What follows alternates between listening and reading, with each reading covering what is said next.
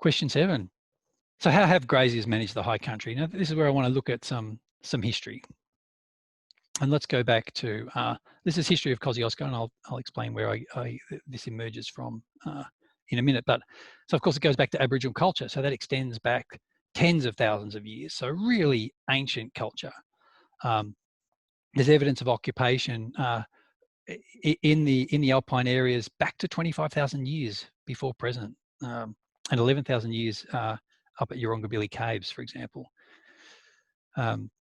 But we know that these ancient cultures were largely crushed with the European invasion. So traditional Aboriginal feasts on bogong moths, a well-known cultural event, ended in 1850.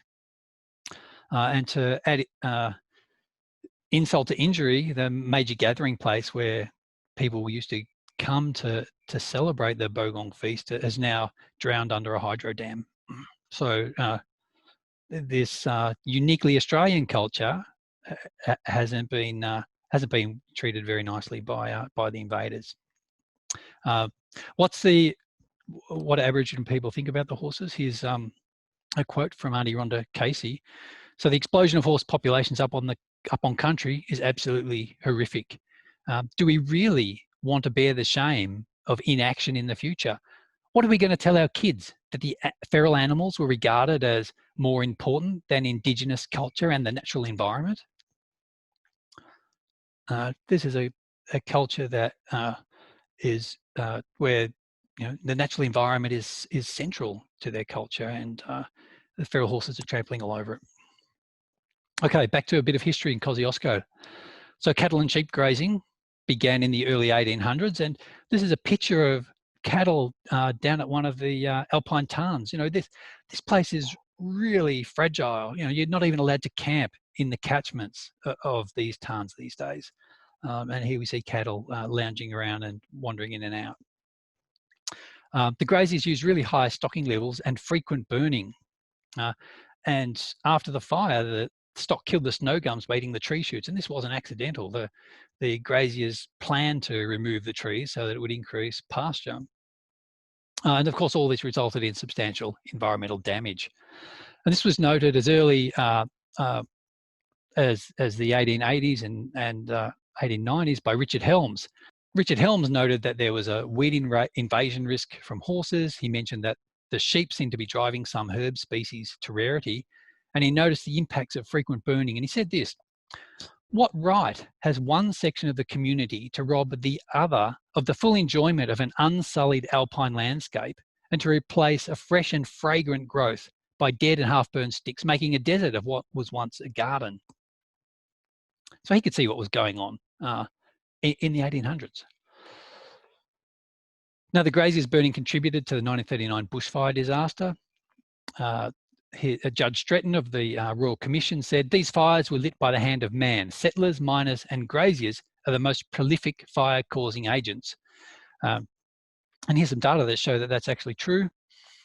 So this is the record of carbon from Club Lake in a study by Zylstra.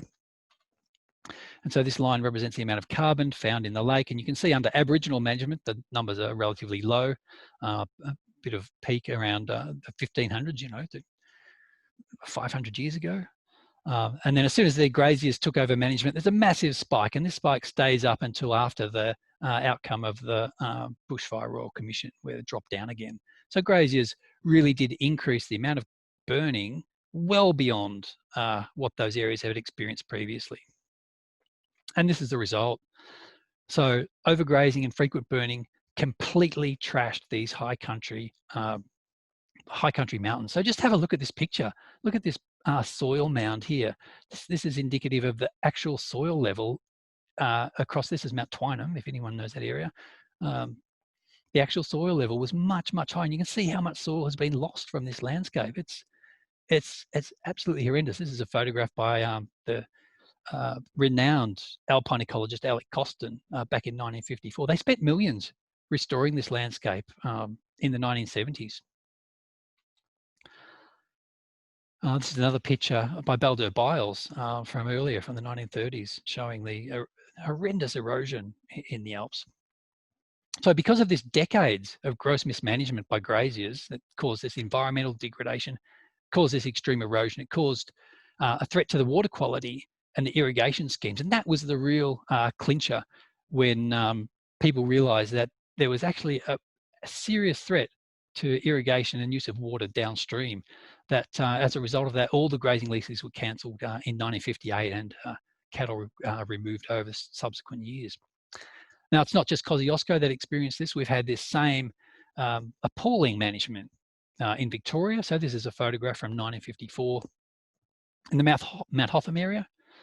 And you can see that, you know, the natural ecosystem here would have had a soil cover, and it would have had a lush growth of alpine plants. And now it's been turned into a wasteland. And that wasteland hasn't yet recovered. There's still a legacy decades later. This place is not fast to recover. It's a very slow recovery area. Now, of course, the earlier ideas of the graziers remarkably still live on with this concept of that alpine grazing reduces blazing. But the evidence says that grazing actually does not reduce blazing. And I've provided the links here to a couple of key papers which show the evidence for that, and you can dig those out and have a read of it. You can also go straight to this Ecological Society of Australia's hot topic, alpine grazing, does it reduce blazing? And that provides a really neat, compact summary of why grazing doesn't reduce blazing. But to help step through this, I've got this, I boiled it down to the key mechanism so that everyone can understand why grazing doesn't reduce blazing. Because I know it's superficially, it seems like it should, right? So the facts are that snowgrass is less flammable than shrubs. So a shrub is nice and loose and has oils in its leaves which make them really flammable. Snowgrass isn't that good at burning. It's compact. It doesn't have the oils. It doesn't burn very well. That's been demonstrated in labs, and you can see it in the field as well. So the facts are that the shrubs are the main vegetation type that carry the fire. The other key bit of information we need to understand what's going on is that cattle don't reduce the distribution of the flammable shrubs. Here's the yummy grass and herbs over here. Here's the yucky shrubs. This is highly flammable. The yummy grass and herbs is not very flammable. So the cattle have an influence on the biomass here. They don't really touch the yucky shrubs over here. So after the 2003 fires, what that research found was that regardless of whether it had been grazed or not, shrublands tended to burn and snowgrass burnt less often. That's regardless of cattle grazing. So the science tells us that basically the cattle are eating the least flammable part of the landscape, and they're leaving the part that really drives the fire. And that is why cattle grazing does not reduce blazing. Now, a lot of that historical stuff that I was talking about a few minutes ago came from this book, Kosciuszko, A Great National Park by Graham Warboys and Deirdre Slattery. Just come out this year.